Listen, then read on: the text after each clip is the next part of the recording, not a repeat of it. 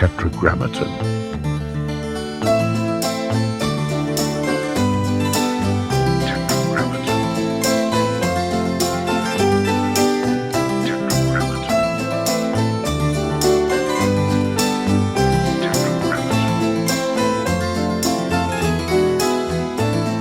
I became aware of Bitcoin early 2013 from my dad, my father. How did your dad know about Bitcoin? The technical answer is he read a blog post written by Liberty Blitz, Michael Krieger, who went to Duke University, would write about economics and free markets. And my dad also went to Duke. He's a big fan of Mike's blog. That's the technical answer. I think the more interesting answer is both my grandfather and my dad were part of the Chicago finance scene, which is very different than New York. And Chicago finance as a whole was getting into Bitcoin around then. Is there a Chicago exchange? Yeah, so my grandfather was actually the youngest ever chairman of the Chicago Board of Trade. Wow. And the New York culture is Wall Street, Goldman Sachs, insider trading, suits, deceitful, lying, relationship edges, right? Wolf of Wall Street, penny stocks. Chicago is the opposite.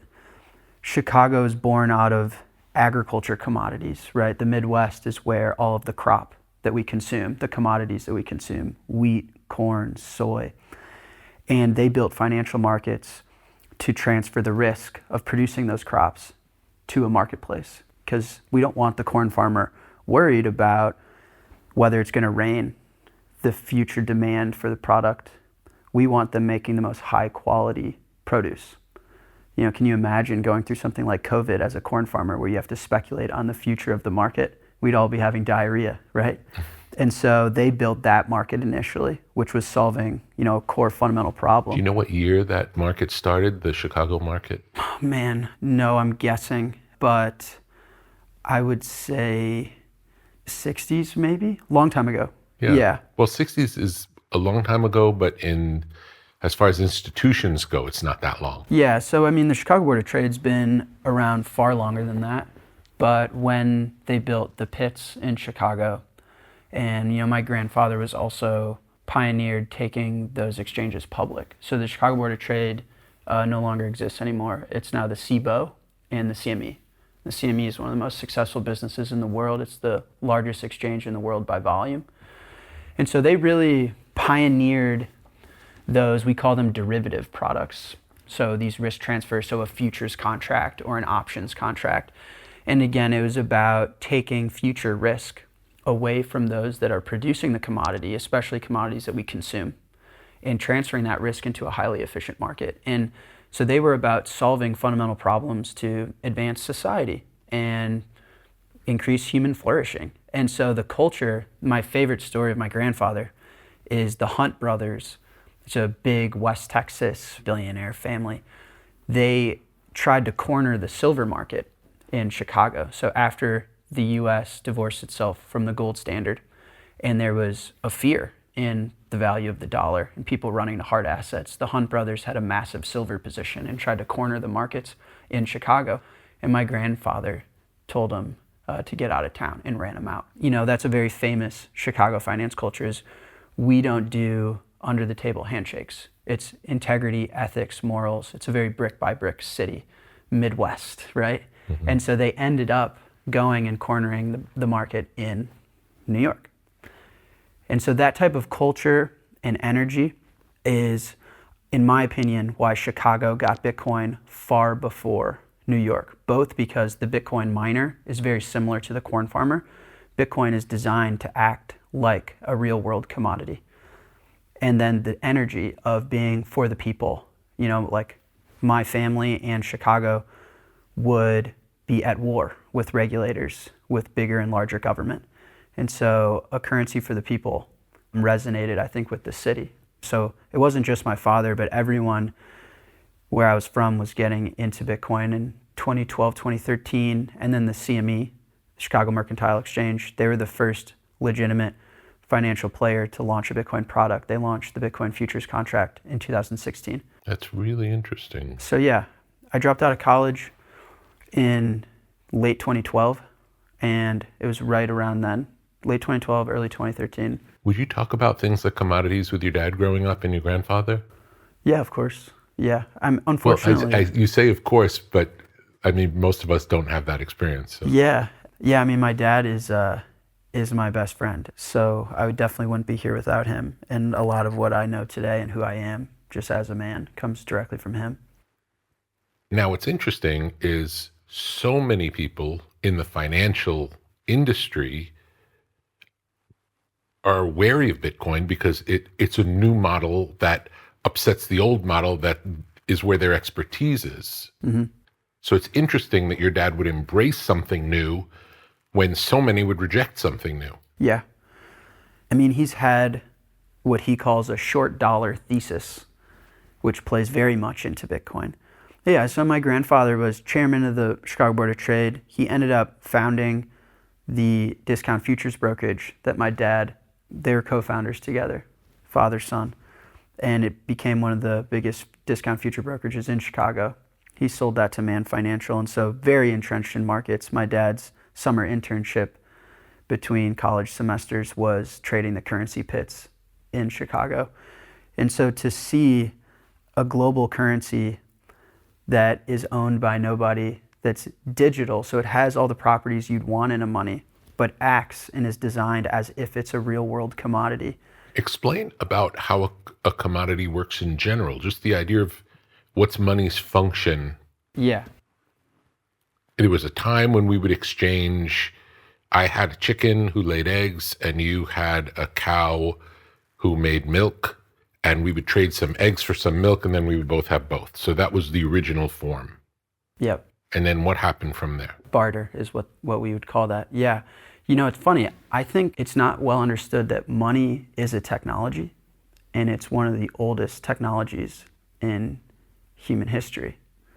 It was to solve exactly that problem of barter, but more specifically, it's known as the coincidence of wants, which is, you know, do you coincidentally have what I want, and do I coincidentally have what you want? For example, you grow apples and I grow bananas. The only way for us to exchange is if you somehow want bananas and I somehow want apples. In a civilization of 10 people, that might be fine. Someone build the homes, someone go hunting, someone get fresh water, and we can all exchange at dinner. But a civilization of 10 million people, right, we need to find a way to scale. And so that's what, you know, doing this podcast, you can't go into a grocery store afterwards and say, I'll take 2 ribeyes because I just recorded a podcast. It's not an exchangeable market good. But you can monetize this podcast for money. And so money, I think, is actually our time and energy in an abstracted form. Would you say that what money is an agreement? Is that fair to say? No. I do think that it's mistaken as such. I think it's a massive mistake and misunderstanding that money is just this conceptual agreement that if we all agree a bottle of water is money, then it's money. But again, money is a technology, just like a plane or a car. So if we were all to agree that an apple is a car and you go try and get on the road, you're going to get hurt. But at one point in time, gold was the commodity that was the basis of a lot of things. Yeah. But it only was that because we agreed that it was. Right. Well, I would argue that gold was the best at fulfilling the role of money. And that's why it was money. You know, if you look through the course of human history, human flourishing has a correlation to the hardness of our money. It's a technology that we use to scale society. So Explain the hardness of money. Hardness is in reference to how hard it is to produce more of. I see. And so, Does that mean how rare it is? Yeah. So, for example, let's do the dollar. How hard is it for the U.S. government to produce more dollars? Relatively easy. We found that out. Okay, what about real estate? The thesis behind real estate is it's very hard to produce more land. But is it hard to produce more real estate? Well, surely there's going to be a Manhattan building sometime soon with 10,000 stories, right? So it's not impossible, but it's certainly harder to produce another penthouse than it is another dollar. Okay, what about gold? Gold is the hardest metal, meaning it's the hardest metal to find more of it, right? Its inflation rate, so new production is about 1.5% to 2% a year. And so these things are the best that we know of to fulfill the role of money, where you want something hard, you want something saleable, you want something liquid, you want something divisible, you want something portable, you want something that's very easy to verify. Difference between fool's gold and real gold, right? And so you can track civilization, and you can see that as our money gets harder, it's easier for us to store value into the future. We as a species become far more future-oriented, which lowers our time preference. And I think that's the story of civilization and human flourishing, is our ability to place a premium on the future. If we're able to value and coordinate for a better tomorrow, then expend today, then society and human beings get better. And so for money as a technology... So gold was used for a long time in that role. Yeah, because gold was the best at fulfilling. Money is the market good that you acquire to exchange later. In contrast... And gold was global as well. Correct. Yeah, in contrast, you acquire a cheeseburger to consume it and eat it. You acquire a car to transport. You acquire money just like a normal market good, but to store it and exchange it for something later. And gold was the best at that for a long period of time because of its hardness. We couldn't find anything harder than gold, because what's really interesting is this is in all market dynamics. With more demand comes more supply. If everyone in the world wants an iPhone, Apple will make 8 billion of them. And interestingly, that's the case for commodities as well. With more demand for copper, we're able to produce tons of it, right? And so what's interesting about gold is it's harder to find new production than copper, than silver, than aluminum. And so it's the hardest metal. And that's why it won out as money. Because obviously the more you're able to produce, you're diluting its value. In currency markets, we call that currency debasement, which results in things like inflation, right? Explain that. Currency debasement and inflation. So if a Van Gogh painting, right, a lot of the value and perceived interest is because it's a one of one. It's Van Gogh can't make any more paintings. He's dead. If everyone that wanted a Van Gogh painting, we could print one, it's going to dilute the value of the painting itself. So with more supply, the value is diluted. And that's true in the US dollar. So every time the US government prints dollars, they're diluting existing shareholders of the dollar, the existing equity pool of those that hold the money. And they're making those dollars worth less. Another way of thinking about inflation is thought of as the price of goods, price in dollars going up. Conversely, it could be the value of the dollar going down. So using an example, let's say, hypothetically, there's a total of $1 million. It's all that exists. Yep. And $1 million is associated with the equivalent amount of goods that you can get for $1 million, correct? Yep. And now if you print another million, so now there's 2 million, the goods don't change. Correct. There's still the same amount of goods. Exactly. Which means that now the 2 million represent the same amount of goods. So really, the value would be half as much as what it was. Exactly. Is that right? That's correct. Okay. Yeah. It's the production of goods and services is not going up as much as the production of currency, right? And so the goods and services naturally will appreciate in price, known as inflation. Mm-hmm. And by printing more currency, you're devaluing and debasing the currency unit itself. And it actually goes a step deeper, in my opinion. The mental model I use is money as our time and energy in an abstracted form, meaning you work on a podcast, you mow a lawn, you fix a windshield, you run a company, you bag groceries. In exchange for that, you get money, all right? And so money, in theory, is a reflection of your contributions to society. What are you? You are the time you have in this life and the energy in which that life is expressed. And so money is the tradable market good to store and exchange your time and energy. So when a government debases the currency, by proxy, they're debasing you. It's requiring more time and energy of you to have a family, to have groceries, to have gas. And so, yes, currency debasement is exactly that, but then furthermore, to have currency that's operated by government is one of the most heinous acts, in my opinion, because they're able to steal the time and energy from the collective populace. That's how I think about inflation, not so much as your Whole Foods bag goes up, but really the time and energy required for you to have a life that you deem to be worthwhile goes up, which is the biggest form of theft and crime you can do to a populace. Do you know much about when the dollar was backed by gold and when it changed and why? Yeah. Well, technically, in the US, it changed in 1971. There's enough evidence to state, though, that it was far before that, likely in the 30s. And it has a direct correlation to the world wars. It was the Bank of England, actually.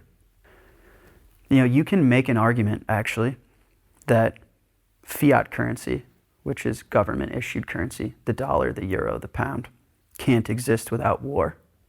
And war might not be possible without fiat currency. Because what happened traditionally, government bonds would be a government wants to raise money from its population for some effort. We need to protect ourselves. We need to go murder somebody. We need to stage off some natural disaster event. And the population would go get their gold and give it to the government. The government would promise them some form of return over some structure, like the 10-year with certain interest rates or such. And the people would band together for the betterment of the country. But it was a very fair and free system, because if the collective population didn't believe that they needed to go murder someone, they wouldn't give the gold.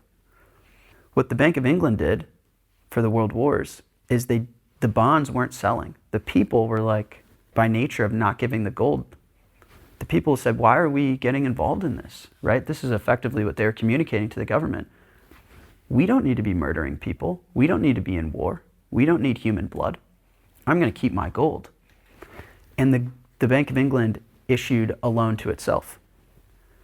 So 2 employees from the Bank of England ended up buying the rest of the bonds with a line of credit from the Bank of England. And so that is a very confusing way of saying they printed money out of thin air to finance themselves. And that was the beginning of the divorce of gold, because now the number of pounds has gone up with the form of credit, and the gold backing the pounds is not match up 1-to-1. So now you're running a fractional reserve, you're printing money out of thin air. And it was around then when governments were trying to finance war and didn't have the gold to finance it. So that is when you started to see a divorcing. Like, there was obviously tons of inflation in England after that. It took the United States till 1971 to effectively admit, we don't have the gold that backs your US dollar notes. But through the world wars, I think, is when credit money started.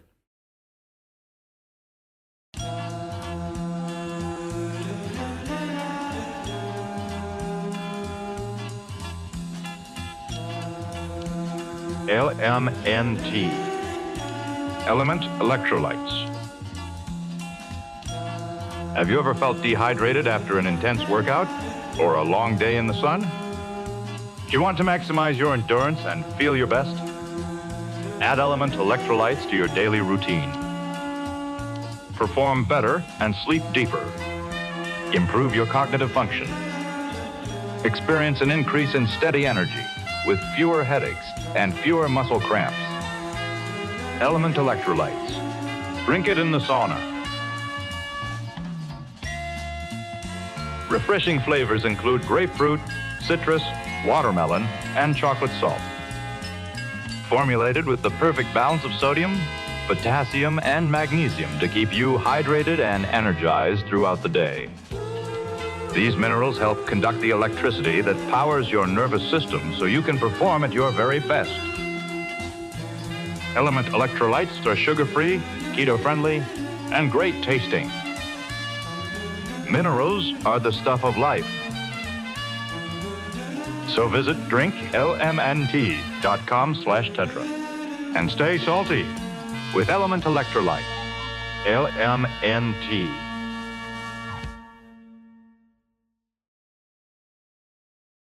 Tell me the difference between a global currency and a country-based currency.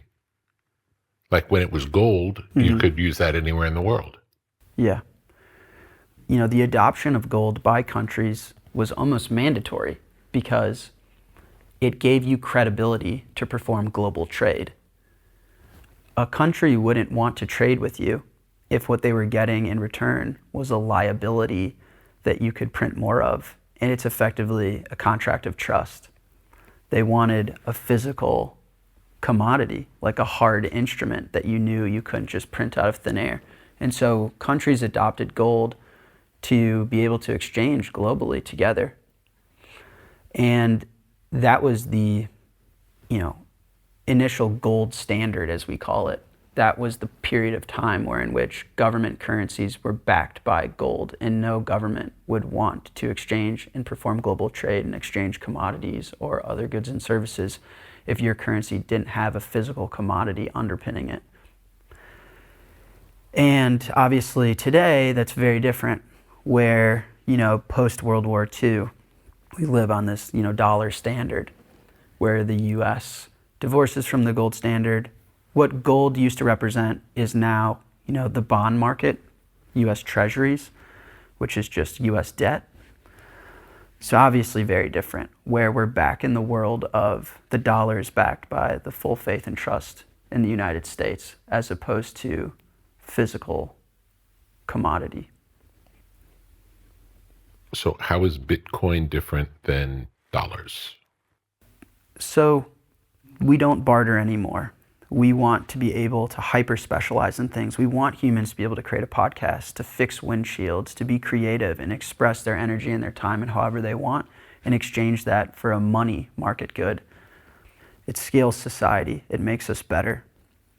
Now, if I were to exchange my time and energy, let's say for loaves of wheat bread, that would be a terrible idea, and I would get punished for that because that bread would get moldy and go bad. It's not very easily portable, and I can't send it on my phone to Europe in a minute, right? Now let's do dollars. Dollars are easily inflatable and easily debasable. So I'm storing my time and energy, I'm storing today's work in dollars, and the US government can debase that at any point, and they do it frequently. And so that the time and energy I've contributed to this world is increasingly going down in value to everyone else. So if you have the same number of dollars today that you had 10 years ago, those dollars 10 years ago would have been worth more than they're worth today. Yes, in a term that we call purchasing power. Yeah, a way of thinking of that is a house in America in 1970 was $25,000, and that same house is now $400,000.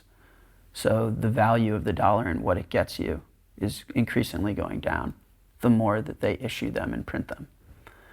And so that's not necessarily a good store of value either for my time and energy. So where do I want to put my time and energy in theory? If God were to create money, what would that look like? Well, one, you'd want it to be definitively scarce. We've never had a money that is finite in supply. Gold is close, real estate is close, but quite literally finite. It needs to be easily portable. I need to be able to move it when I want and move it fast and cheaply. It needs to be divisible. One of the reasons gold didn't work is it wasn't portable and divisible. So you have to give it to governments for them to issue notes, and then once the gold was concentrated in governments, they flipped the script. It needs to be liquid and sellable. What you want out of a money is at any point in the future, I can exchange it, period. For example, real estate isn't that. I can't sell a fourth of my house on a Sunday night, right? So these are all the properties that I would want to store my time and energy, to both be able to save it and then exchange it. And Bitcoin is the first man-made money to solve these problems. And that's a very interesting insight. We found gold. We didn't make gold. We found land. We didn't make land. Bitcoin is a human-engineered technology to solve the problem that is money and to operate an economy with 8 billion people in it. So what is Bitcoin? Bitcoin is the only money in the history of our species that is fixed in supply. It is the only money in the history of our species where more demand cannot find more supply. It is the most portable money in the history of our species. I can move Bitcoin instantly, in less than a second, anywhere in the world at any time. It is very easily divisible. It's bytes of data. So I can divide a Bitcoin up into as many pieces as I want. I don't need a government-backed note to split up Bitcoin like I would gold. It is very easy to verify. An issue with something like gold is in order to verify it's real, you have to melt it down. It's very expensive. It's very time-consuming. Bitcoin is verifiable in less than a second at no cost to me. And then that's part of the technology, is that it's verifiable. Yeah. It's built into what Bitcoin is. Yeah. Is that correct? Yeah, exactly. It's technology called cryptography. But yeah, it's all of Bitcoin is built on modern day technology. It uses modern day technology to design a real world commodity that God would have created for us. And you take all of those properties, and what you get is the best money in human history. And as we talked about before, the hardest money in human history. And as we know, there's a direct correlation to how hard a money is that we have access to and our ability to value the future, our ability to lower our time preference, our ability to innovate and contribute. And so, in my opinion, it's very obviously the logical next step of human flourishing. Why would there be as much resistance as there is to Bitcoin? I think because change is hard and scary. It's difficult to adopt something you don't understand. But what's funny is you can look at it two ways. You can say, wow, this is such an obvious technological advancement for our species. Why wasn't this adopted yesterday? Or you could say, Bitcoin was invented 15 years ago by an anonymous individual with no marketing budget, no corporate headlines. This person didn't take it public with Goldman Sachs. And it's already a $1 trillion asset class that's materially changing the world. How long did it take Google to make the impact it's had, right? Longer than 15 years. And so you can look at it two ways. You can go, holy smokes, this is going really fast. Or you can maybe glass half empty. And it's also not for profit, which is different. So much of Google's incentive to grow is profit motive. Correct. Bitcoin is building not based on profit because it's finite and it is what it is. Correct. Is that correct? Yeah. Bitcoin is not a corporation. And it's actually very important in the way that it was invented. It doesn't bias anybody. It is equitable and fair for everyone. Super important. Satoshi Nakamoto, the inventor of Bitcoin, even had to do the energy work to get their Bitcoins. There's none printed and issued and granted and given to any person. So it is an incredibly fair and equitable system. It reminds me of like the Big Bang. You cannot reproduce the way this thing has come into creation. And so that's correct. It is a digital commodity. And you know what's even more mind-bending, I actually like to think that Satoshi didn't create Bitcoin, he found Bitcoin. You know, because you wouldn't say someone created corn or created aluminum or created gold. You found it. And in that way, obviously... Or Einstein's equation, E equals mc squared. He didn't create that, he found it. It's exactly right. It's exactly right. Bitcoin is an equation, is that correct? Yeah, Bitcoin, the core invention of Bitcoin is combining something called proof of work with the difficulty adjustment, which I can explain if you'd like, but that was the explosion of unlock. Explain it. So proof of work, it's actually very fascinating. It was invented a very long time ago. Bitcoin is the compilation of a bunch of computer science advancements into one concoction that sparked magic. Michael Saylor often says it's Satoshi started a fire in cyberspace. It's like we've been trying to rub wood for days and days, and this one sparked. Proof of work is this idea that, as we live in an increasingly abstracted world in what we call cyberspace, where what you see online and in the digital world isn't physically real. We may call the thing on our computer a folder, but it's not actually a folder. A file isn't actually a file. It's an abstraction, right? If you've seen the movie The Matrix, it's like when Neo realizes the spoon isn't real, then he can bend it, right? And what proof of work tried to solve is, well, can we get anything in this digital world that is physically real? Which is like, well, wait a second. No, a folder can't actually be a folder. There's a difference. What proof of work does is it says you have to produce real world energy and specifically computer computations to produce an arbitrary data set, an arbitrary random number. The only way to actually get that number is by just doing a bunch of random guesses. You don't get an advantage by taking Calculus 2 at Stanford University or by having supercomputers at Facebook headquarters. The only way is it's pure randomness, which means you have to just use a computer to guess once, then guess twice, then guess 3 times. That requires real energy to be expensed. Atoms in the universe have to move to do that. So that proves real world work. What that real world work ends up producing is that random number. And then that random number could be used as proof of work, is why it's called that. It's proof of real work. And in a sense, the whole point of it is the proof of work, because the random number doesn't mean anything. Exactly. You're not working towards an actionable goal other than showing that the work was done to get to this thing that doesn't mean anything. Is that right? Exactly. Proof of work was initially created to solve for email spam because there's no cost to write an email. And so one of the problems is that we all get thousands of emails a day of a bunch of nonsense.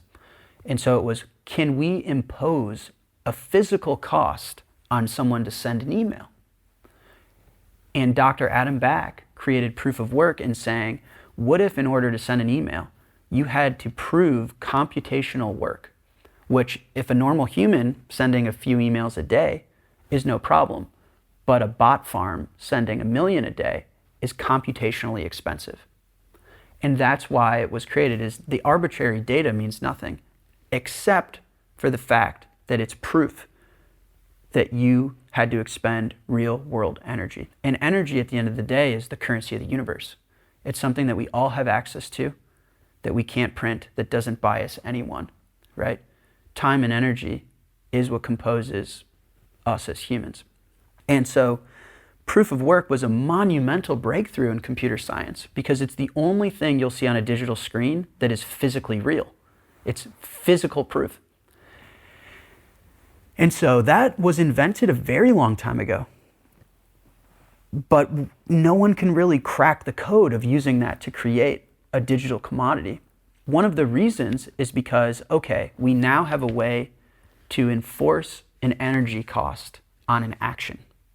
So if we were to create a money digitally, we would say, it's going to be a giant ledger, which Bitcoin calls a blockchain, updating the state of who has what.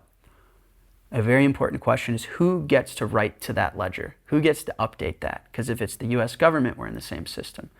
The answer becomes whoever solves the proof of work function. Anyone can do it. You just have Whoever earns it. Correct. You can only get it through earning it. Yes. And the only way you could earn it is through doing the work. Is for proving that you did the energy and the work. But then the problem is, well, how much work? This is the part that no one could crack. Is, well, if you set, 50 push-ups worth of energy or 1 day's worth of MacBook Pro energy, well, then people are going to be able to contribute more than that, hyperinflate Bitcoin, produce them all, or someone's going to have some advantage. And really, at the end of the day, when you think of money as time and energy in an abstracted form, proof of work is the energy part. But what about the time part?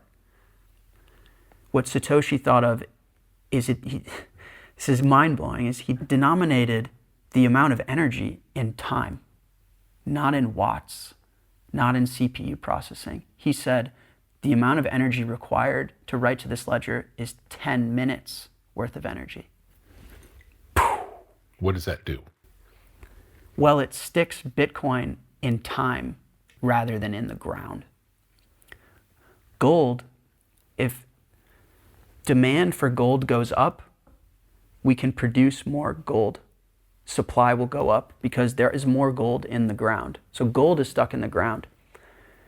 The Satoshi inventing using proof of work and what's called the difficulty adjustment. The difficulty adjustment is exactly that, adjusting how difficult it is to solve the proof of work. He targets it to be solved for around every 10 minutes. So what Bitcoin does, this distributed computer, this distributed state machine, is it's measuring how quickly people are solving the proof of work, which is a proxy for how many people are trying to do it and want Bitcoins.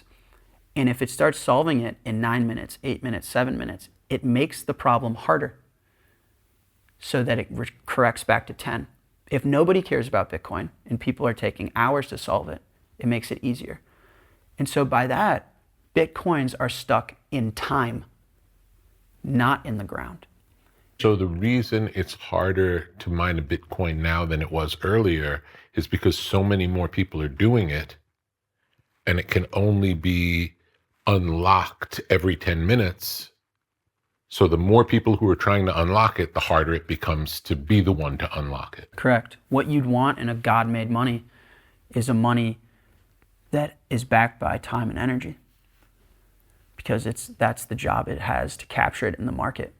And that's what Satoshi realized, is it uses proof of work for the energy piece, and it adjusts the difficulty of that work to stick its schedule denominated in time. And so then what you get is time and energy money, which is clearly engineered for us human beings.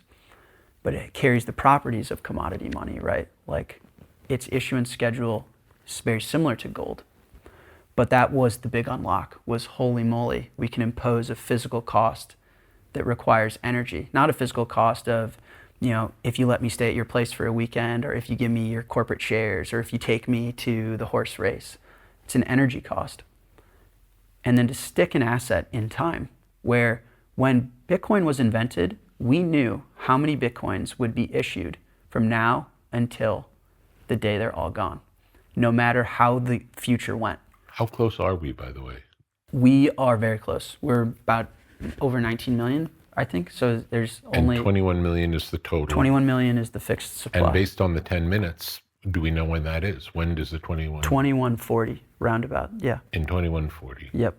And how does Bitcoin change when that happens? Does it not change? Doesn't change at all. So it's infinitely divisible. So we don't need any more Bitcoins to meet the demand for the world. We can divide the existing pie, right? It's the equivalent of we don't need to... Or a very funny joke on the internet is, people are like, one pizza isn't enough for the whole world. You're going to need more pizzas. You're going to need more 21 million Bitcoins. And the idea is, well, we can divide infinitely the one pie for the whole world, right? Mm-hmm. So it's divisible, it's portable, it's sellable, it's liquid, it's verifiable. And to me, this is, we're living through like the digital gold rush. Actually, another ingenious, unbelievable insight by its creator is how the Bitcoins were issued, because 2140 is a long ways away, but they're effectively all gone. Why did they do that? They issued the majority of the coins in the very beginning.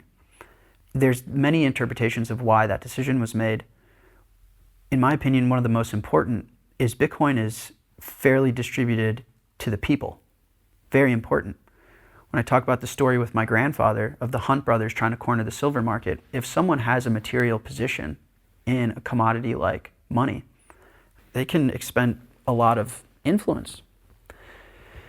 And the fact that this person was able to leak it on a mailing list and build the monetary policy where it was fairly distributed, stuck in time, to the populace on the web, by the time now that it's part of a presidential election, we all have it. You're seeing BlackRock and Michael Saylor and these big corporations and governments try and now compete in ownership for it. they're barely eclipsing 1% of the total supply. And so all of the people own this thing, which was, again, it goes to show, I think, the intention that this person had. It was a true gift to our species. Their coins have never moved. They didn't monetize it. They didn't get any credibility. They weren't named Time 100 list. I think in many ways, we as a society are only as good as our money. We're only as good as our money is hard. So much of today's life happens on the web. Squarespace is your home base for building your dream presence in an online world. Designing a website is easy, using one of Squarespace's best-in-class templates. With the built-in style kit, you can change fonts, imagery, margins, and menus, so your design will be perfectly tailored to your needs. Discover unbreakable creativity with Fluid Engine, a highly intuitive drag-and-drop editor. No coding or technical experience is required. Understand your site's performance with in-depth website analytics tools. Squarespace has everything you need to succeed online. Create a blog, monetize a newsletter, make a marketing portfolio, launch an online store. The Squarespace app helps you run your business from anywhere. Track inventory and connect with customers while you're on the go. Whether you're just starting out or already managing a successful brand, Squarespace makes it easy to create and customize a beautiful website. Visit squarespace.com/tetra and get started today. So in 2012, when your dad told you about this, how well did he understand it then, would you say? My dad's always had this thesis, I referenced it earlier, short dollar, which is what you realize is the government divorced the dollar from any physical backing. So we're talking about proof of work. Proof of work is what ties Bitcoin's digital bytes of data to the real world. People are saying, what's Bitcoin backed by? You know, it's proof of work is the tunnel between the digital universe and the physical real world, right? The US dollar removed any relationship to the physical world. When it gave up the gold standard. When it gave up the gold standard. And then what that says to any rational market participant is the value of this thing is going to go down. Because there is no physical prohibitive cost to the US government printing what we now know as time and energy. They're not just printing currency, they're printing time and energy. What they do is they borrow from our future. It's very close to time travel. If I have my own currency that I enforce the population use and I take debt, I'm borrowing time and energy from their future. Their time and energy. Correct. From the future. And then if I can't make whole on that debt, I can just print time and energy, which effectively debases the one that's being expensed today. And so what you realize is you're like, the dollar is only going to go down. Well, what do I do about that? I clearly don't want to hold dollars. And so my dad's thesis... Do you think he felt that way related to it not being backed by gold? Do you think he would have had the same position if it was backed by gold? No. It was... It has to do with it not being backed. Yeah. And this is not just him, it's really everyone. It's a widely held opinion in markets. And even in civilization at this point, nobody stores... You'll never find a billionaire with $1 billion US dollars. In fact, they probably have a negative dollar balance. They're borrowing against their assets, right? They hold equity in companies, they hold real estate, right? They hold harder assets that are harder for people to make more of and dilute their share. And so his thesis was hard assets like real estate.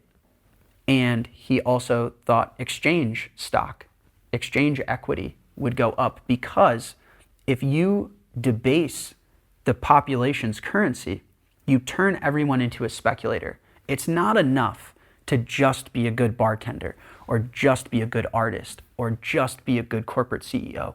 You have to do your job and then be a money manager and then understand Japanese central bank policy, real estate markets, futures contracts, because you have to earn your living and then find a way to save your living because the money isn't doing the job that it's supposed to do in the market. And so exchange stocks should go up because everyone is a speculator, whether they know it or not. And so that was his position forever. And he called it short dollar, right? He's monetizing this idea. And then when Bitcoin came, you know, him and I often talk about Bitcoin's the best expression of currency debasement. It is the antithesis of fiat. And so it is the creme de la creme of short dollar. And I think that for him clicked. I'll tell you exactly when it clicked. That clicked when all the Silk Road stuff happened, actually. I don't know about that. Tell me about that. The Silk Road was an online drug marketplace which used privacy technology called Tor with Bitcoin to create a truly free market on the web where people were able to sell everything between marijuana to heroin. I mean, you can get anything. The thesis was, you know, people should be left to their own devices to exchange for goods and services. You don't need any central government or any central interference to tell you what's good or bad for you. People will do things that interest them, and if there are consequences, then those will be felt. People will learn, and eventually we'll all do what's best for our bodies. We don't need both non-elected and elected officials to tell us how to be us. And so its attempt was to create a marketplace that was truly free. And it was a global marketplace online. It was a global marketplace online. Was it a website? Yeah. You had to access it through a technology known as Tor. So it wasn't on the World Wide Web. They call it the dark web is what it's known as. But again, that connotation is negative. It uses technology where it's untraceable, extremely private. The technology was actually developed by the US government initially in warfare. But it used that, and combined with Bitcoins, is one of the easiest ways to track us all is by our money. You have a bank account, you swipe your Visa card, you use Apple Pay. These corporations and governments know everything about you, not only where you are and what you're spending, but what you like, how much you're making. And so by using those two technologies, it created this marketplace where anyone could buy and sell anything. I never used the service, but if you have conversations with those that did, it wasn't about doing drugs and getting super effed up. People were medicating themselves, learning a lot about which drugs were higher quality, which drugs, I mean, it had review systems like Amazon. It was like a phenomenal, peaceful, free market. It also was extremely safe because you weren't going to a back alley under a stadium to get any good or service you needed. It was being shipped to you in the safety of your home. So it removed your reliance on sketchy dealers in the neighborhood. It was defining. Now, whether it was net good or bad, you know, I'll leave that to speculation. But the point for my father was the government tried to stop it and they couldn't. And a lot of people thought, well, you know, that means that it's going to change the drug marketplace and you're going to be able to go to CVS and get heroin. It's like, no. To him, they ended up shutting it down, but they shut it down through the privacy technology. They found the server. They couldn't shut it down because of the Bitcoin piece. And to him, that was the aha moment. It was like, hold on. If they can't shut this thing down, the Bitcoin piece, to stop heroin sales on the internet, they can't change the monetary policy either. So he knew it was secure. Secure, that it wasn't going to be able to be inflated. It wasn't going to be able to be controlled. That was that big aha moment for him. While everyone was focused on this has everything to do with the war on drugs. The illegal use. He wasn't focused on the illegal use. He saw this is proof of concept that this is hard money. Exactly, Rick. That's exactly right. I understand. Exactly. It was rules with no rulers. Are there any hard currencies around the world, government-backed hard currencies? No. You know, what's funny is for all of the, you know, our currencies are no longer backed by gold. All the central banks around the world surely buy a lot of it. So governments still have a relationship with gold and clearly still value it. And there's newer projects where certain governments have built pacts and relationships and are trying to experiment with potential gold-backed instruments.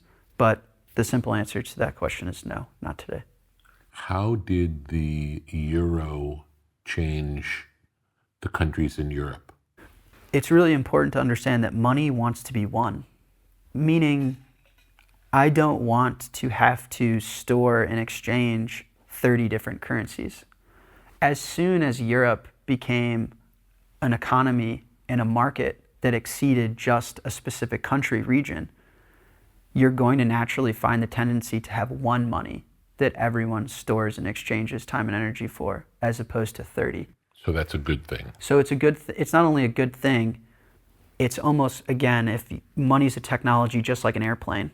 If you try and use a banana as an airplane, you're going to get hurt and not ever do that again. If you try and use 30 currencies as a money, you're going to get hurt and have a serious issue. If you try and use wheat as money, you're going to get hurt in the equivalent of trying to fly an airplane that isn't an airplane. So it's a technology, and the way this technology ends up trending is one money wins out for very obvious reasons. You want to hold the thing that everyone else is using as money, that you are secure in being able to exchange at some later date, and that you can sell at any point.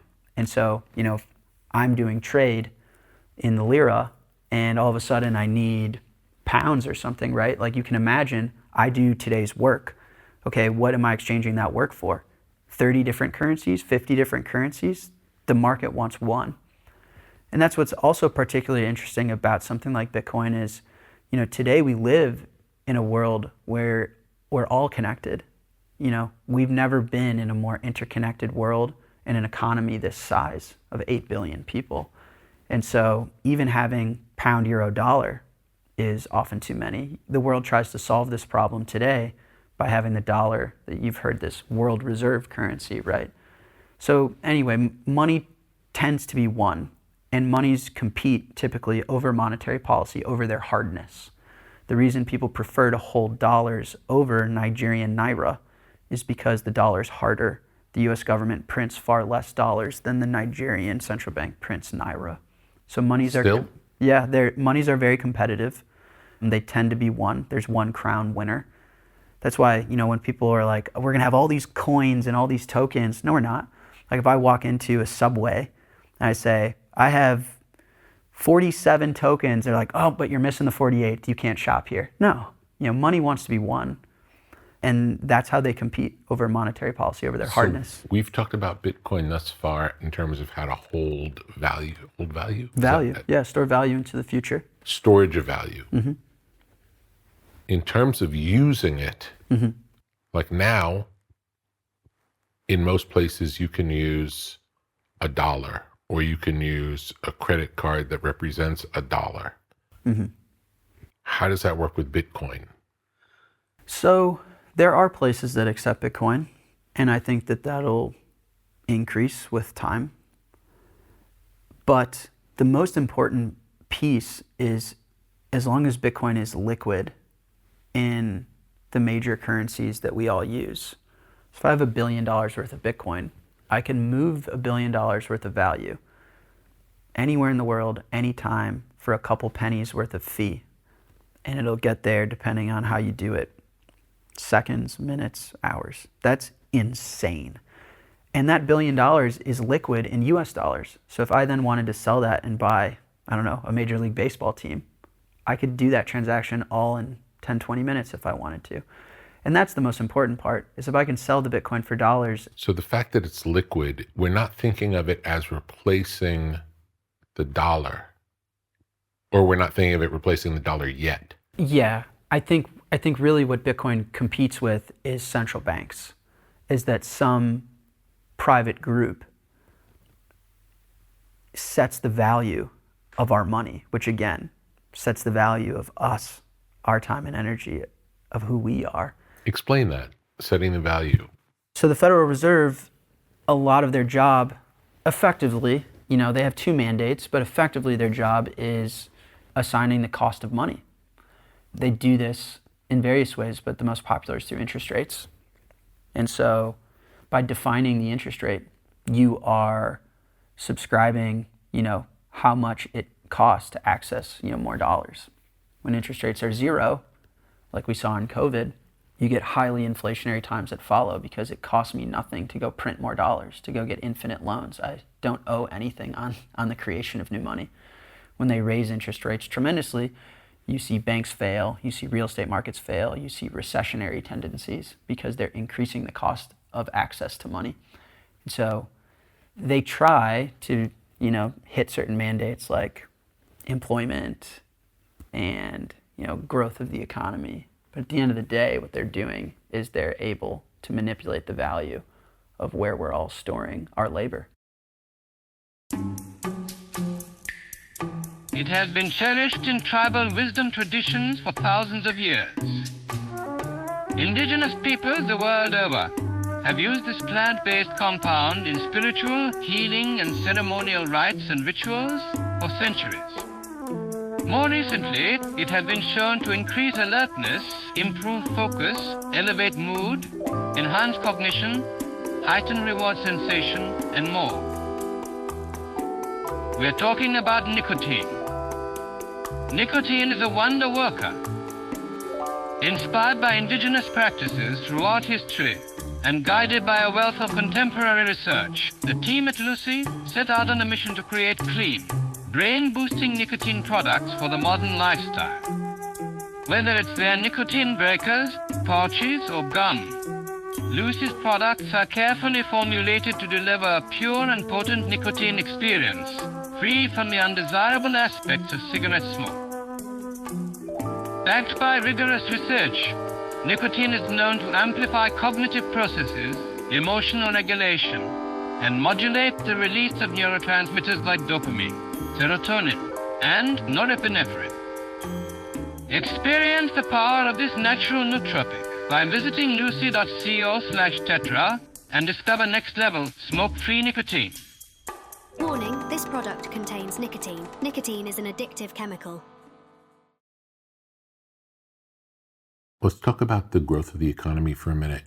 We often hear GDP as how you calculate how the country is doing. Yeah. But often it seems like the GDP can go up, but regular people's lives don't seem related to that number. Yeah. I think, one could maybe say you could look at the metric of new friends for a human to see how well they're connecting with the world and expanding their worldview and building relationship. But a really important thing to understand is how much money are they spending to acquire those new friends? Anyone can get a lot of friends if they're spending billions of dollars to acquire them. So the metric isn't just GDP, it's debt to GDP. How much money is the US government borrowing to produce the growth?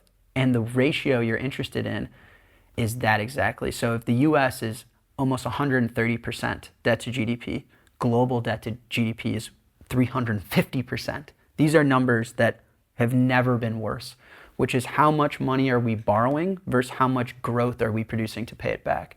So yes. So if you're borrowing more than the GDP doesn't matter at all. Yeah, so the US is growing, but not in a healthy way. It's borrowing more than it's growing, is that correct? Yes, exactly. I never knew that. I never heard it explained so simply. Exactly. So that's why when you see the deficits are going up, the US debt is growing. Yes, we are producing growth, but we're spending too much to produce that growth. And the growth is not very natural. So yeah, I think, I talk about this often. If you're in debt to someone, theoretically you have two options. You can pay it back like an honest man, or you can say, I'm really sorry, I took out a loan, I can't pay back, I hope you forgive me, but I'm not going to be able to make you whole, and we call that a default. Pay it back, default. Now the US government conveniently has a third option, all governments with their own currencies, which is you can devalue what you owe. If I owed you 100 US homes, I'd be like, shoot, I don't want to default and I'm going to have a tough time paying that back. That's expensive. But what if I could devalue the price of a US home and make each US home worth a penny? Now I only owe you, I can pay that back. That's the same thing with the US government, is by printing currency, they can devalue their debt. It's very obvious what's happening is we are in so much debt We're not producing enough growth. The US government cannot default. They also, quite literally, the math we just walked through, can't pay it back. So what's the only thing they can do? Is print currency. And so when everyone's surprised about inflation or surprised about these numbers, it's just very obvious. It's the only way out for them, which goes back to, my dad and I's thesis on short dollar and Bitcoin. Bitcoin's the best performing asset in the last 15 years. And by the way, it's not particularly close. The last decade alone, Bitcoin's average annual return is 63%. Wow. Insane. And I think what that says, you could say that says a lot about Bitcoin and the invention, which is true. You could also say that says a lot about the dollar and the level of debasement that we're living through. So yeah, all of this stuff is very obvious, but it does crack me up when the US is like, look at our GDP, we're growing. And it's the equivalent of like, look at all these people that want to hang out with me. It's like, well, what's the context? How much money are you spending for people to be around? How much debt are you accruing to grow? Yeah. How are other crypto coins different from Bitcoin? I think the main one is that they do have a central group or a founder or a lead that did print and issue tokens for themselves or with some bias. Other crypto tokens are much more like a central bank than Bitcoin in that way. I think of them as they're less legally accountable ways to be a central bank, not more interesting ways to be like Bitcoin. So for example, Ethereum, there was a foundation that created, I think 70% of the initial supply, gave it to themselves, and then pre-sold these tokens on a private market, gave certain access, defined their own price. And so that, to me, is much more like, I run a company, I created the company, and I owned 100% of the shares, and then I've divvied those up. I've given them to certain employees I like better than others. I've sold them to some investors at a certain price that I agreed on. That doesn't sound like money, an equitable, fair money that the world can use trustlessly to exchange. So, tell me about centralized versus decentralized in general. Yeah, there's a phrase by Nick Szabo that goes, central third parties are, security holes. You don't want, trusted parties. If you need to trust a government or a corporation or a CEO, those are security holes. So these people can be co-opted. They could change their mind. They could bias people. They could bias themselves. And so you want to build a system that's resilient to any one central party of trust. That's the whole point. I think decentralized has gotten like co-opted almost. It's this voodoo thing that carries no definition. We're going to decentralize dentistry. We're going to decentralize medical. It's like, what the fuck are you guys talking about? Really, what you want is you want to relieve any ability. Well, there's no authority that can turn against you. Mm-hmm. Does that be right? Yeah. There's no trust required. And trust is really a proxy to control, right? Like, so there's no entity, party, individual that has any outsized control. There's no admins in the system. And so therefore, it's a system that can operate without the need for trust. So Bitcoin is, it doesn't have a controller, it doesn't have a boss. It's its own system. Yeah, and again, this is the commodity-like properties that Satoshi wanted, which is who's the boss of gold? Who's the boss of corn? And so I think people, get really, they confuse themselves because they think of, Bitcoin is similar technology to Google and Facebook, right? It's digital and we're living in the internet age. So I don't understand that part. And it's like, yeah, but there's no boss to aluminum either. It is commodity-like in that way. And it's non-profit. That's another thing that's important. There's no profit motive built into Bitcoin. Correct. You can use it as a currency and you can make profit, but the system itself is not profit seeking. Yeah. It's like a public park, It's for those to go and use as they need. But it's, technically it's a protocol. But yes, exactly right. It's a public utility for humanity to use as perfect money. but it has no ruler, controller, biased corporation. Rules without any rulers was the goal. 100%. And it's even harder than gold because it is finite. Yeah, Gold is finite, but you can still find more. correct. If you look at the history of gold, with more demand comes more supply. If the gold price 10x's, then the supply of gold will surely 10x as well. We can go find more. The problem is the reward for finding more gold today isn't enough. But if you increase the reward to find more gold, you can find more gold. What's fascinating about Bitcoin is it's the only money where more demand can't find more supply. But what does that mean? More demand has to find a higher price. You can find more supply, but the supply comes from the existing holders, not from the ground. The only way to find more supply not from existing holders is, again, to solve time travel. If you're able to travel into the future, you can hack Satoshi's stuck in 10 minutes worth of intervals. But as far as I'm concerned, no one can time travel. So Bitcoin is stuck in time. And if it's stuck in time, then you want more Bitcoins? Okay, 10x the price. You'll find some sellers. And when you get to the 21, then it's purely will be dividing and trading, and it becomes more valuable as people want it. Yep, exactly. Yeah, I mean, so you can say Bitcoins are acquired through proof of work in Bitcoin mining, which is computationally trying to get this random number. You can also say Bitcoins are acquired via proof of work of people doing their jobs, like working in the real world, providing value to society and exchanging that value for Bitcoins, you know? So when some rich mega trillionaire is like, I love Bitcoin now and I want a bunch of them, they're exchanging the work they've done in their life to acquire the amount of wealth that they have into Bitcoin, right? And if they want more Bitcoins, then they can increase the price, you know? Let's say Bitcoin's 60,000 today. You know, I want 100,000 of them. There aren't 100,000 for sale at 60,000, and there's none in the ground, and you can't time travel. So try again at 61,000. Try again at 62,000. So as soon as you start buying them, the price goes up. Right. It's very simply supply-demand. If demand increases and the supply can't, and that's what you see. Who are the leading figures in Bitcoin? I understand nobody owns it. I mean, everybody owns it. Yeah. But who would you say are the leading voices? Who are the most instrumental figures in the Bitcoin world? I think Bitcoin's truly an ecosystem in the way that, you know, developers, those that are technically competent enough to work on the technology, have an important voice. I think corporations that are building products for people to utilize this technology, buy it, store it, send it, receive it, important voice.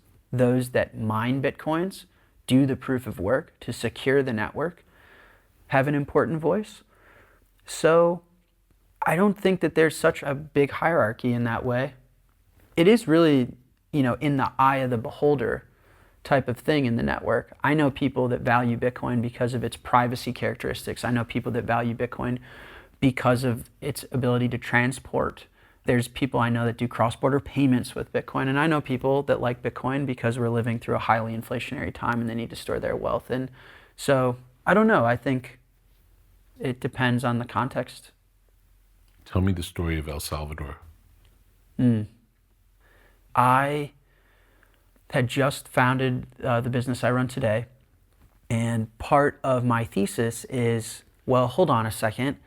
If Bitcoin acts as a physical commodity, we call it a bearer instrument. It's not a line of credit. It's not an abstracted form that points to real money. It's digital but physical, which is like, wow. And it can move instantly and at no cost anywhere in the world. Well, surely we can improve global payments, cross-currency payments, unlock new forms of payment. And so I bought a ticket at the time to El Salvador one way to prove out that concept. There was a community in El Salvador that was really into Bitcoin. And so I knew that they wouldn't think I was crazy. And so I bought a one-way ticket to prove out cross-border payments from America to El Salvador. There's a big cross-border payment corridor, remittance corridor there, because at least at the time, people would leave El Salvador to America, find work in America, and remit money home. And so it was a proof of concept trip What would initially. be the cost for someone doing that? Yeah. Someone moves from El Salvador to the U.S., they earn money in the U.S., they send money home to their family. What happens in that transaction in the old version? Well, it's very expensive and very slow. Arguably the most fascinating point, though, is that a lot of the costs are fixed, meaning it's not 1% of any value. 1% of $10 and also 1% of $100 and also 1% of $1 million. It's just a number. A lot of the costs are fixed. So the smaller the amount that you're sending, the bigger percentage of that money that's being taken. Exactly. Understood. Exactly. So it really disadvantages people who are sending small amounts of money. Exactly. And so that was a lot of my unlock, was not only can we make it cheaper and faster for everyone, but can we unlock newer markets? What if I wanted to bust tables in South Florida as a young Salvadoran that's trying to help his or her family, and I could send $10 home instantly at no cost at any point? You're not only improving on what's existing, but you're enabling new, because the fixed cost of the legacy system prohibits certain participants and use cases.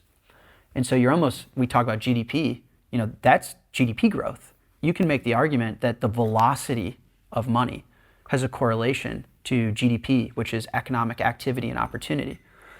And so that was the idea I went to prove out, was exactly that. And yeah, I went, and the product worked really well. And people were using it, so much so that the government DM'd me on Twitter. Really? That's Yeah. how they reached you? Yeah. I'll never forget. I was sitting in a sushi restaurant in the first floor of my hotel, and I got a DM from the president's brother. It was incredible, actually. It wasn't, hey, heard you're in town, or what are you doing here? It was the longest Twitter DM I've ever received. And it was about their vision for culture, for money, for architecture, music, art. Talked about who they wanted to become. I mean, it was a very thorough, in-depth DM. And somehow me being in the country and what I was working on, inspired that message. And I read it, and I respond, and then it was we want to meet. And the we want to meet I was like, well, give me a week is what I asked for, 7 days. Because I was terrified. I mean, at the time, El Salvador is the most dangerous country in the world, supposedly. I felt safe when I was there, but supposedly. And a government in a country that had gone through a civil war, lost their own currency. Central America had a history of authoritarians at the time. And so I was terrified, very young, felt I was in way over my head, and I wanted a week, call my dad, call my investors, and they said, you have 24 hours, gave me latitude, longitude. And I remember calling my dad and just telling him I loved him. And, we'd been in this together, and the way he had raised me was, do what's right, no matter how difficult. Did you know anything about the president at that time? Nothing. It's important for people to know, I'm not into politics generally, even American politics. I've always felt in my heart that the best way for me to affect change is to build stuff and to do things. And so politics is not about that. Exactly. I didn't know anything about anything, but I knew enough to be like, ooh, this could go good or bad. Mm-hmm. Both were an option. And I called my dad and told him I loved him, and that, hey, if this is how I go out, I'm not mad at that. And obviously, it ended up being amazing. And again, it was so fascinating. Bitcoin was a small piece. The attraction for hard money. They wanted hard money for their society. They wanted technology. They wanted to be forward thinking. Welcome to the House of Macadamias. Macadamias are a delicious superfood, sustainably sourced directly from farmers. Macadamias, a rare source of omega-7, linked to collagen regeneration enhanced weight management, and better fat metabolism. Macadamias, heart healthy and brain boosting fats. Macadamias, paleo friendly, keto and plant-based. Macadamias, no wheat, no dairy, no gluten, no GMOs, no preservatives, no palm oil, no added sugar. House of Macadamias, dry roasted with Namibian sea salt, cracked black pepper, and chocolate dipped. Snack bars come in chocolate, coconut white chocolate, and blueberry white chocolate. Visit houseofmacadamias.com/tetra.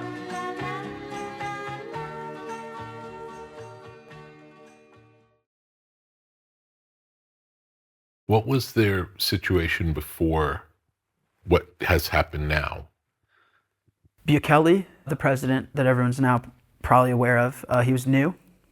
They were coming off a civil war, I believe in the 90s, which decimated the country. Awful. Terrible, terrible. So much so that they lost their own currency. So they're operating on the US dollar. Very violent country. Everyone felt unsafe. Was the U.S. involved in the Civil War for it to end up being on the U.S. dollar? I don't believe so. I think that what you see in a lot of countries with failed currencies is that they adopt the U.S. dollar. I see. Yeah, and these countries also have a really awful relationship with the IMF and the World Bank, where these are institutions that finance loans to these countries that need to maybe get back up on their feet, need a little helping hand. But the structure of these deals is really disadvantageous. You know, what you want your kids to avoid is like cyclical spiraling debt. You know, when your credit card bill is, you can never climb out of it. So the IMF poses as something that's helping these countries when really they're presenting them with onerous Yes, contracts. victim behavior, taking advantage of someone that's in a vulnerable position. Wow, that's really crazy. Yeah, I didn't know that. Messed either. up. And so that was the position they're in. And when talking to them, the most fascinating part, I remember the first meeting, I had a few buddies that both grew up with me and one that worked for me at the time. I mean, the company was tiny at this time, like a few folks. But they came with me on this trip. And I got back, everyone was ecstatic that I like made it out. I didn't go to jail or something. And they're like, what happened? I said, the first hour, we must have listened to music. It was fascinating. It was like about art and philosophy and vision. And we talked about the Bitcoin stuff, but it was more this energy that there was a country where they felt they could rebuild and inspire, and not only inspire themselves, but inspire the world. Talked often about if they were able to achieve what they wanted to achieve here, what it would do for other countries in Central America, in Latin America, throughout the planet.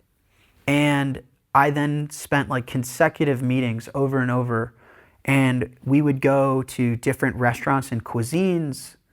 We would go to the studio where they would listen to music. And it was a very fascinating experience where, you know, I think people in the media now think it was headquartered in some computer room where we were just working on Bitcoin, and that's far from the truth. Their vision for Bitcoin was interwoven in where they think the country should go and society at large. They think society should be tough on crime, clean, hard money. Government shouldn't operate very big. The less government owns, the better for the people. These type of philosophies. Were these all things that they learned watching Singapore?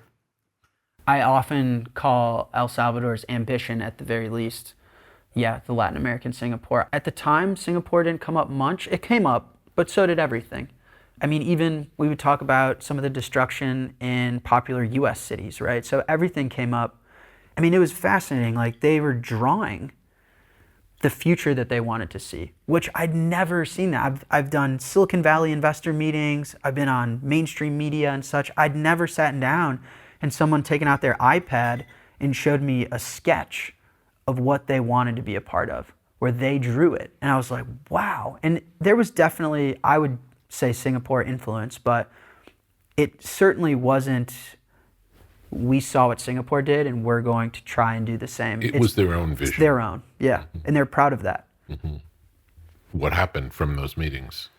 Yeah, so one of the concepts we thought of was making Bitcoin legal tender in the country, both legal tender and the government acquiring Bitcoins for their own. Does that mean instead of the US dollar? It was and the US dollar. It was not to attack or disrupt what already existed, but that, Bitcoin could be extremely additive, is that attract tourism, give favorable laws and regulations for those that want to use it and build on it. So attract technology, attract new business, and also just support the people owning not only a hard money and arguably the best money, but a money that the government doesn't have a direct relationship with. It is a money for them. Bitcoin is the highest form of property rights. It's a physical instrument that I can store in my brain. How insane is that, right? And so by supporting and enabling the people to hold something that you can't confiscate from them was a really defining idea for any government in the world. Even the US government, I couldn't imagine them making Bitcoin legal tender in that way. Was that the first country in the world to do that? Yeah, at the time, all of this was novel. In many ways, it felt like artistic. I mean, we were creating, and it was all new and ambitious. I mean, it was incredible. And how has the adoption worked out thus far? You can Google this and build the opinion that you want. In my opinion, phenomenally. Tourism is up hundreds of percent. New business up. Revenue up. GDP up. Remittance cost down. So the thing we did set out to solve, working initially. And so I think for one of the poorest and devastated countries in the world, it is a resounding success. One of the other things they understood really well is that Bitcoin is an open network. Anyone can participate and join, and you all effectively act as the same team, in that the government knew that when adopting it, they'd also be on the same team as Jack Dorsey, as Michael Saylor, as Aaron Rodgers. You've athletes, entrepreneurs, businessmen, hedge funds, and you're plugging into that. And it gave them a tremendous rebrand as well, where this was a tech-forward, innovative, curious, progressive, a lot of energy in this move. And it connected them with a lot of the world that you could only dream of having that type of relationship as an emerging market in Central America. So I think an unbelievable, resounding success, and the amount of investment they've got. I mean, Cathie Wood is one of the most popular American investors, and she's visiting this country that you probably couldn't point out on a map 4 or 5 years ago, and saying that she is going to invest and predicts the GDP to 10x in the next 5 years. Wow. And these are, I can confidently say at the time I was there, nobody, maybe outside of myself and the government, thought those things were possible. So, in my opinion, resounding success. Are they doing an annual Bitcoin conference there as well? There is an annual Bitcoin conference. It's not hosted by the government. One of the things that we did disagree on, and that I still stand firmly with, is, you have to let it go.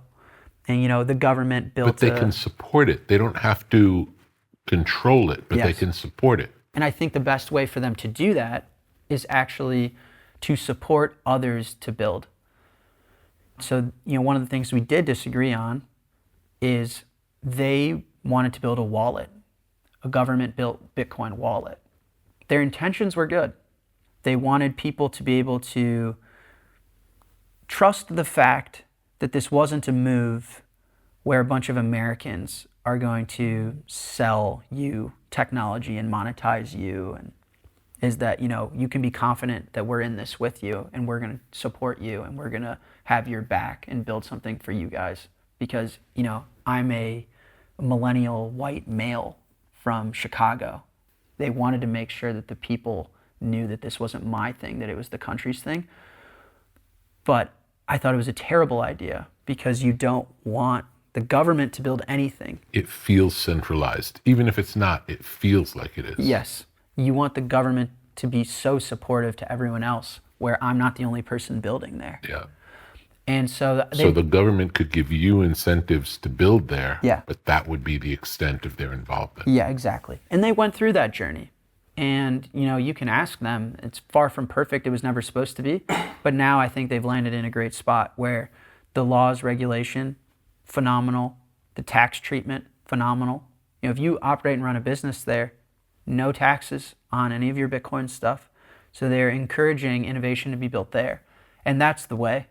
And so, for example, the conference is actually not hosted by them, but they're very supportive and enable those that want to host events and conferences to do so. That sounds good. That sounds like a good situation. Yeah. What was it like living there? It was cool. I had mentioned earlier, I didn't go to college, so a lot of my life was kind of spent initially in my room hacking on stuff with my dad. And you go to these boot camps and stuff, and no one's my age, right? You're like learning to code with 50-year-old men. I'm 18. And so I think that was really like one of the first forms of travel, where it wasn't visiting buddies studying abroad or anything. I was immersing myself in a culture that at times made me feel inspired, uncomfortable, very different, language barriers. And so I really enjoyed that, looking back on it, for sure. The contrast from America to this country, that was also the first time I'd experienced that, where I was like, wow. Both felt the privilege of being from America and what it means to be a developed nation and have access, we talk about energy, have access to be able to connect to Wi-Fi whenever I want, television, transportation, something else washing my clothes besides me, some machine. I felt that. It was very poor. Education was sparse, right? Access to energy was not nearly the same. So it was the first emerging market and the first time I was traveling, not from like Chicago to London. Yeah. Cool. What year did you buy the one-way ticket? That was February 2021. And have you been back since? Yeah, recently. Has the country changed at all since? Oh, totally. Really? Oh, yeah.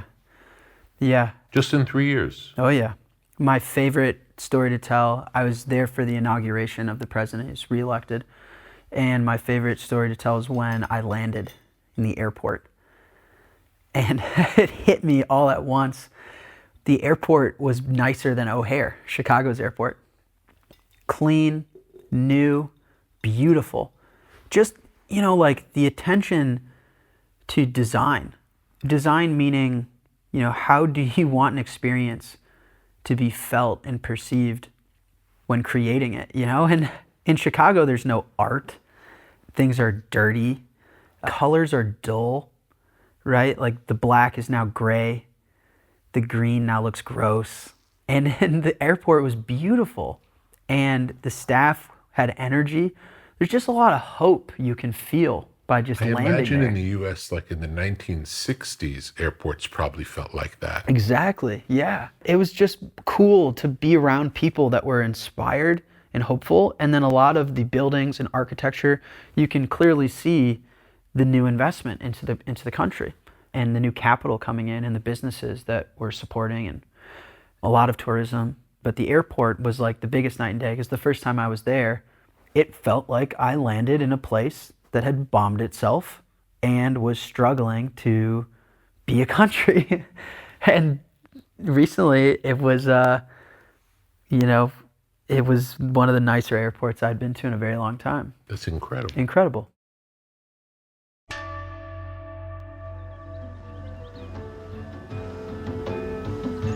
What may fall within the sphere of tetragrammaton? Counterculture? Tetragrammaton. Sacred geometry? Tetragrammaton. The avant-garde? Tetragrammaton. Generative art? Tetragrammaton. The tarot? Tetragrammaton. Out-of-print music? Tetragrammaton. Biodynamics? Tetragrammaton. Graphic design? Tetragrammaton. Mythology and magic? Tetragrammaton. Obscure film? Tetragrammaton. Beach culture? Tetragrammaton. Esoteric lectures? Tetragrammaton. Off-the-grid living? Tetragrammaton. Alt spirituality? Tetragrammaton. The canon of fine objects? Tetragrammaton. Muscle cars? Tetragrammaton. Ancient wisdom for a new age. Upon entering, experience the artwork of the day. Take a breath and see where you are drawn.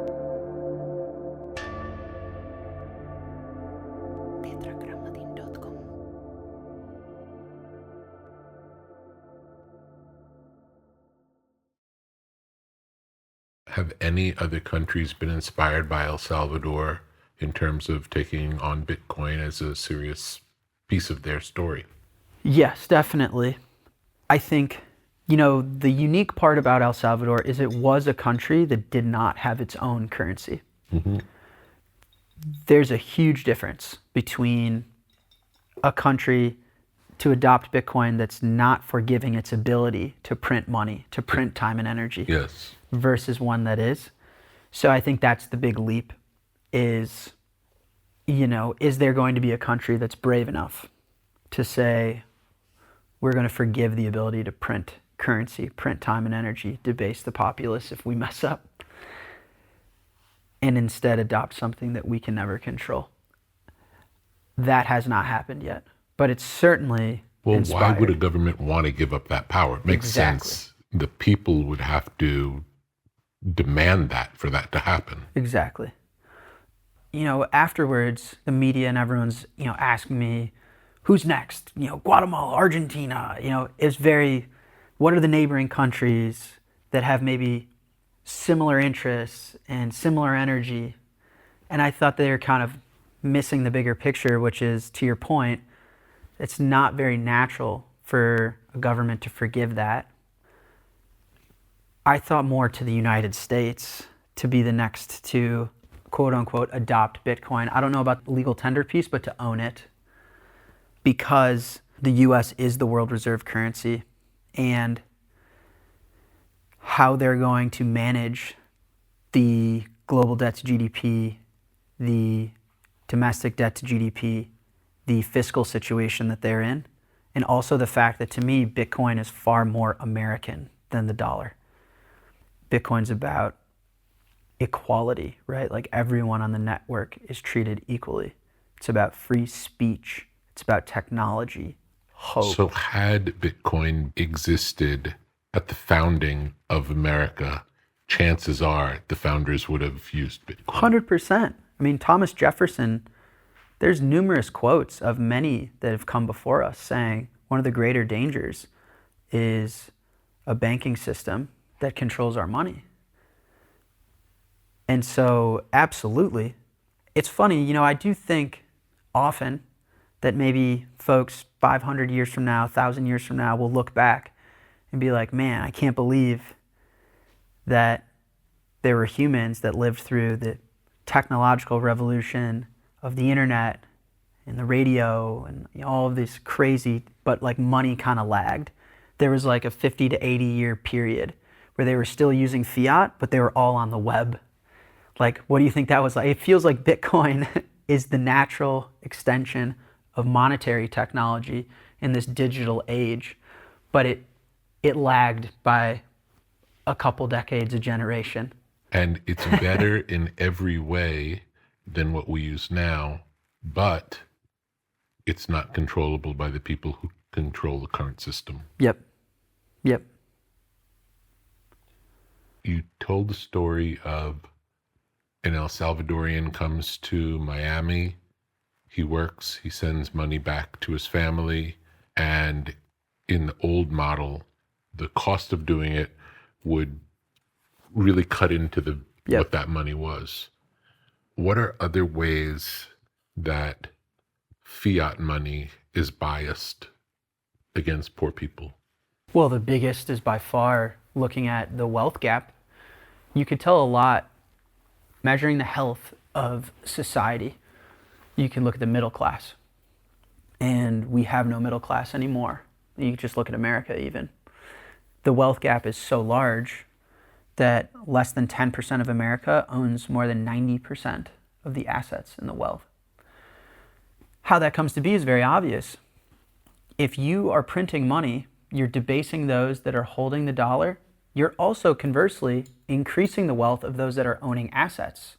If you did own a home in 1970 and that home was worth $25,000 and is now worth $400-something thousand, then those that are holding assets are getting increasingly more wealthy.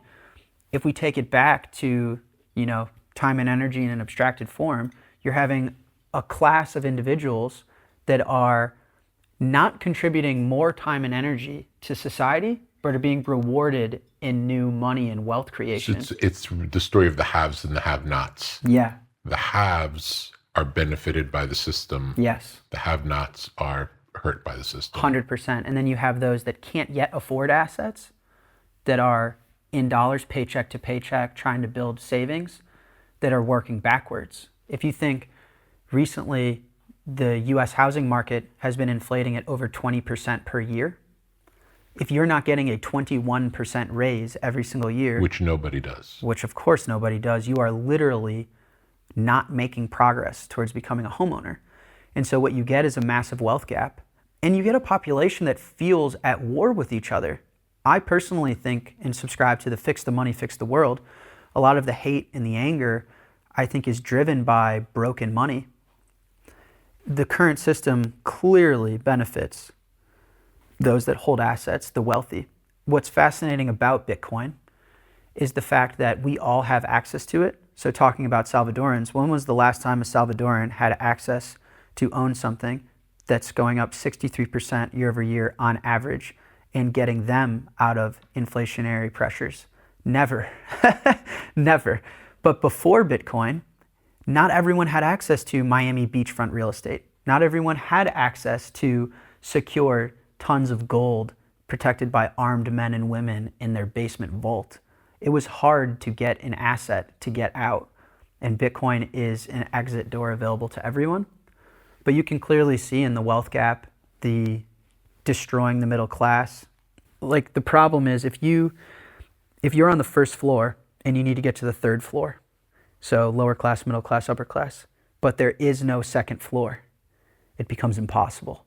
For both, by the way, not only for those on the first floor to get to the third, but the third floor can't get to the first, which is equally as bad, because you don't have to do any real work for the world to continue to stay up on the third floor. One of the things Bitcoin solves is, again, proof of work, not just computationally, but in order to persist wealth, you have to be doing valuable things for people. You don't just get to be rewarded from the spigot. What are other problems that decentralized currency solves? The biggest problem is distributing the monetary policy. That's the biggest thing, is just making sure that nobody can print it. No one has access to the energy. But I think from there, everything else flows. It's naturally global, in my opinion. So there's no bias to a country, there's no bias to a populace, there's no bias to a certain part of the world. It's then naturally equitable and fair. What it does for property rights, which we touched on briefly, but property rights is one of the most core tenets to society working, being able to say, like, this thing is mine and no one can take it from me. The US built a lot of its growth and its standing on supporting property rights. In theory, we protect people from walking into your house with a bunch of guns and saying, this is now my house. Like, no, you have a right to your property. But that's legally bound through the judicial and court system. So there's a lot of trust there, and sometimes people make the claim that it's not always fair. Bitcoin is the purest form of property rights, and that it's property that you can store in your brain. Actually, fascinatingly, it's the only property where someone that's trying to steal from you is incentivized not to kill you. If you have a bunch of gold or a bunch of real estate and I murder you, it's now my real estate and my gold. But if you have a bunch of Bitcoin, well, you can't kill me. That's the only way to be sure you won't get it. I wouldn't be threatened by the gun. So that to me shows how entrenched and powerful this new form of property rights is. Just such an advancement in money and in property. And these things are directly correlated to human flourishing. Tell me about the security of Bitcoin. Can it be hacked? No. Can it be stolen? Well, I personally believe that growth comes from more self-ownership. What I mean by that is, I think today a lot of people play victim to, I'm not doing good because my president didn't do good for me, my boss didn't do good for me, my partner didn't do good for me. It's like you own and control your own destiny. And I think we need to get back to a culture and society that values self-ownership and self-direction and taking control of their own future. I give that context to say it is true. Nobody is there to do Bitcoin well for you. You can effectively hire a company by becoming a customer to do stuff for you if you'd like, but your Bitcoins can be hacked. And it is a level of financial ownership where you can theoretically secure your Bitcoins on your own. And if you make a mistake, there's no one there to bail you out. That's the whole point. So yes, bad things can happen, but that's not to Bitcoin itself. It's to your instance of using it or your company's instance of using it, So the system itself is deeply secure, cannot be hacked. The applications above it, sure. In the same way that, some bank can be hacked, but it doesn't mean the entire United States, right? It's just one-off instances. What are the best practices if you have Bitcoin to maintain your security, if that's the case?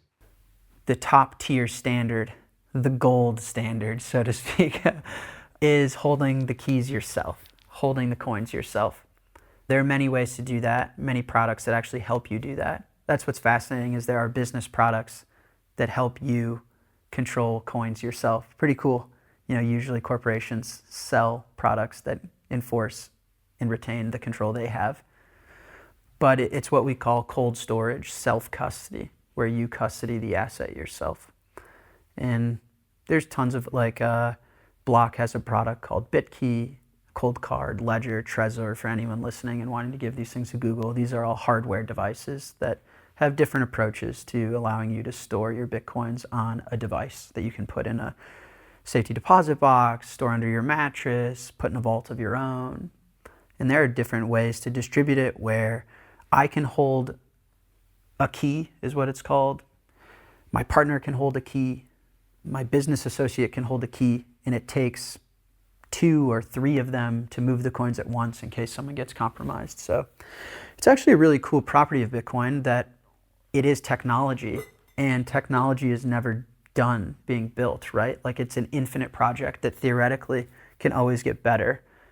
And so it's programmable in this way, which is different, obviously, than gold and real estate. For it to work with the current infrastructure, do you need to change Bitcoin into dollars to use them? Depends on what you want to do. Yeah, like in El Salvador, for example, no. A lot of the country accepts Bitcoin natively. But yeah, I think people initially get tripped up in their head of, if I have my entire net worth in Bitcoin and I need to buy something that doesn't accept Bitcoin, am I stuck in an alternative universe? And the answer is no, of course not. In fact, I own only Bitcoin. I don't own any dollars. The way I do it is I spend on credit cards. So I borrow the currency that only goes down, and I get to spend it without having to own it, which is the US dollar, and the banking system gives me this line of credit on a credit card. And then every month, if I need to pay down some expense, I just click a few buttons, sell the Bitcoin, done. But in that way, I'm storing my money, my wealth, my labor, my contributions to society, my time and energy in a money that protects me and is designed to be good. And that sounds like a really easy way. What you're describing is super easy. The best. Your buying procedure is no different than it was. Yep. The only thing that changed is how you're paying the credit card bill, essentially. Yep. Yeah. The US dollar kind of acts as an abstracted payment rail to connect to the life I want to have. But where I'm actually storing and doing the core exchange is in Bitcoin. If you think about it, over the last year, Bitcoin's gone up 100%, which is it's a fancy way of saying Bitcoin's doubled in price. So for me, everything in my life has gotten half off. So owning the US dollar is inflationary, meaning everything else around you gets more expensive. Owning Bitcoin is deflationary, meaning everything around you gets cheaper. So I live my life very peacefully. Everything around me gets cheaper, more attainable for me. My dream house when I got into Bitcoin was maybe 100,000 Bitcoin. My dream house today could be half a dozen Bitcoins. And so I just sleep well knowing that my money is stored in the hardest asset in the history of our species. And then I spend an interface with the world with these dollar things because that's just where society is right now. That's not an issue though, it's pretty convenient.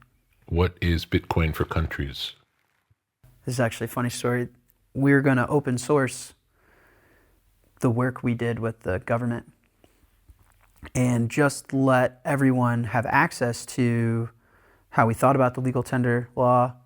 Sharing the model, basically. Sharing the model. There was friction because right after the announcement, I heard from people, the IMF reached out to me, and I mean, just like straight up, no bullshit. I was scared at the time. And so there was some derailment for that. It's the first time I stayed in a hotel under like a different name. They don't want the information to be spread on how to do this. The IMF has a relationship with Argentina right now that says, we'll give you a new loan if you promise us you won't use Bitcoin ever.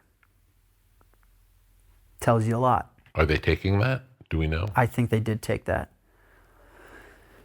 So, I mean, there's some expiry to it.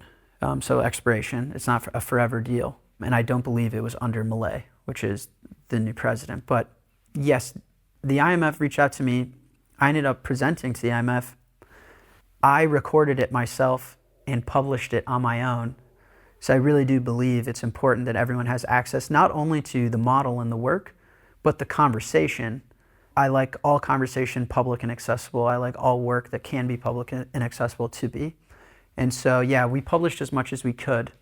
Yeah, it was interesting, I guess I'll say. And I still to this day am not confident the IMF loves the idea of emerging markets adopting this accessible open source money. Well, it goes against their business model. Exactly. Exactly. Yeah, El Salvador now since buys 1 Bitcoin per day. They own, I believe, over 5,000 Bitcoins at this point.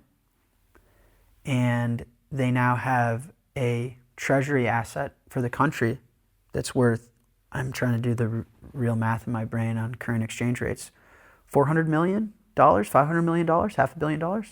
Which they didn't have before. Of course not. If Bitcoin continues to compound like it is, they can go to the IMF and say, it was really nice knowing you guys. We appreciate it, but we got it from here. And that, like, how beautiful that is. What did they have to do to do that?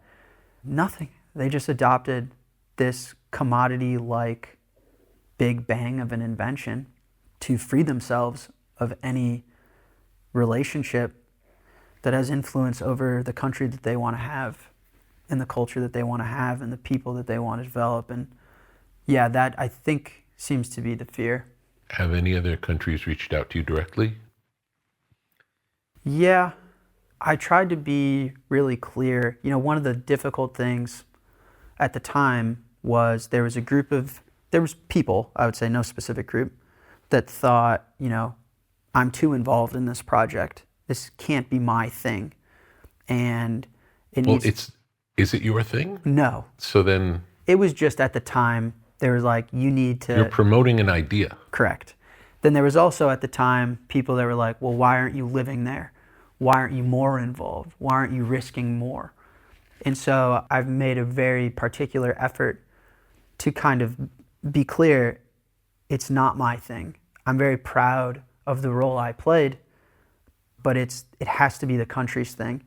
It has to be Bitcoin, this network and community of people's thing. And so I didn't do anything other than advise and be there and help create. And so people have reached out to me under that, but everything over that, where it's, we need you to perform a certain task, I say, that's not what this is about. You know what I mean? So, but that's how it works for everything. Even in this presidential race, I've talked to some of the candidates, and it's, if you want my advice, I love doing that. I love being helpful if I can and working towards a version of the world that I want to see. I love building towards that. And so whether you're government or a business or an individual, a friend, family. So definitely in that context. What's the relationship between Bitcoin and Web3? I have to admit, I'm not the biggest fan of Web3, Web5, DeFi, in the sense that I feel like they are weaponized. I don't even know what these things mean. This is not specific to Web3, but there's a culture in quote unquote cryptocurrency and blockchain that preys on the fact that people don't totally understand it yet. I call it an arbitrage on the trend. Are you familiar with an arbitrage trade? No. Let's say to my left, I can buy apples for $1, and to my right, on the other side of town, I can sell them for $10. That's an arbitrage where I'm making $9 every single pop. That's monetizing in a market inefficiency. In theory, both should be at $5, but in practice, the market is operating inefficiently, and I'm able to take advantage of that. I think that other cryptocurrencies and other blockchain concepts, I call it an arbitrage on the trend, where there's a regulatory arbitrage where you're doing things that historically have been illegal, but the law has not adopted to the new technology yet. So when I say Ethereum and others like it are acting more like a less legally accountable central bank than they are like a Satoshi Big Bang commodity-like invention. So there's a regulatory arbitrage and then an informational arbitrage where I can create money in my basement, pay Justin Bieber to tell a bunch of millennials that it's the next big thing and take advantage of the fact that they don't understand the difference between Bitcoin and Justin Bieber coin. So I think that this is a giant arbitrage movement. I think eventually the apples trade at $5 each and the trade is over. And I think eventually these things end up washing away. But Web3, Web5, DeFi, these things don't mean much to me. They sound like abstracted concepts that are more marketing and sales than they are substantive value. What I will say, Web3 is the one that was from Ethereum in these type of cultures. Web5 was by Jack and Block. That energy is more about, can Bitcoin be the currency of the internet? Now that, I think, is phenomenal and is a lot of the core energy of the project. So I agree with that, but why can't you say we're working on making Bitcoin the currency of the web?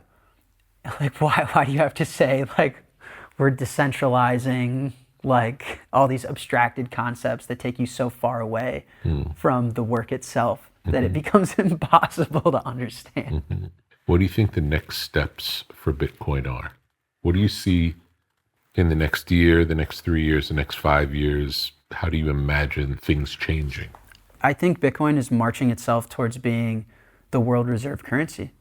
I really do. People, I think, are ashamed to admit they care about the price. A lot of folks in this space, I'm in it for the revolution, right? We're in it for El Salvador, not for the number to go up.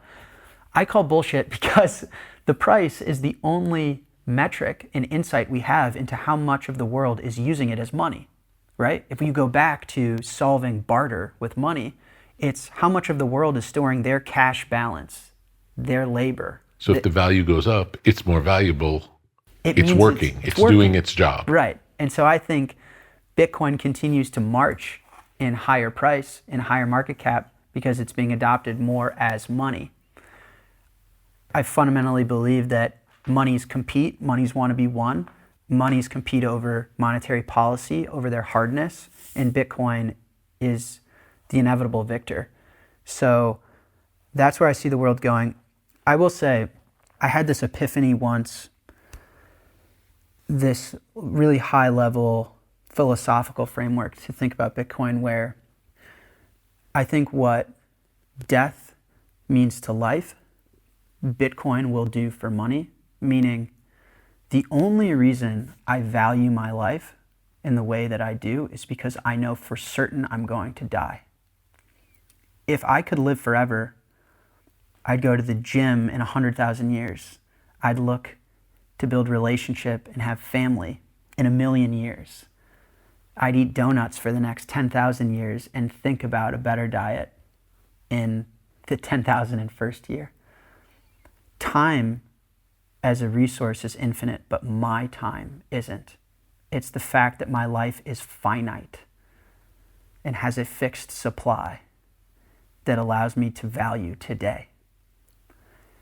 If there's infinite amounts of dollars, or in theory, infinite amounts of gold, Elon's talking about he can get more in Mars, how do you value the paycheck you're getting now? Bitcoin, as the only finite money we've ever invented, is what death is to life. It allows us to value today. And so it's not just about monies competing and the new kid on the block being the victor, but what does that do to the world? This like fix the money, fix the world. If all of a sudden we can value our time and energy with a finite resource, what does that do to our time preference? What does that do to our ability to transport value into the future? What does that do to our ability to value the future and place a premium on tomorrow versus today? I think, we reintroduce the middle class. I think the wealth gap closes. I think relationships strengthen. I think we get a lot more peace, human flourishing. I think we enter a chapter of our species that will be looked back upon as pivotal and historic.